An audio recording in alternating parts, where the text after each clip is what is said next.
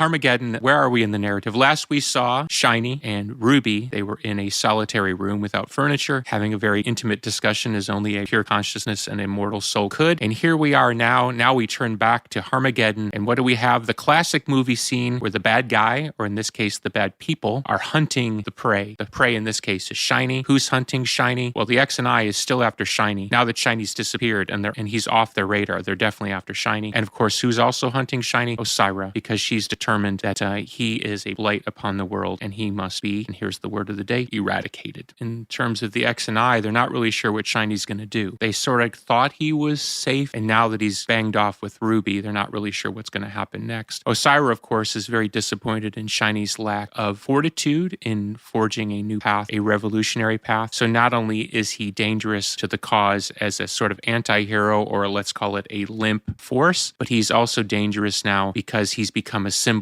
of, in her mind, the opposite side of the street. In this case, Shiny's myth has taken on a life of its own, and Shiny's myth to the X and I is greater than Shiny's actual value. Or is it the same value? That's one thing to consider. And then in the case of Osira, him as an anti-revolutionary figure, copped out man who's given up, at least in her eyes, then Shiny becomes a myth. In essence, his living and doing nothing becomes dangerous to the cause, where he would probably be better off not there. He was safer in the heavens, but now he's on Earth walking around capable of saying just about anything. Certainly the song does a better job of getting to the point of why both these forces are after Shiny.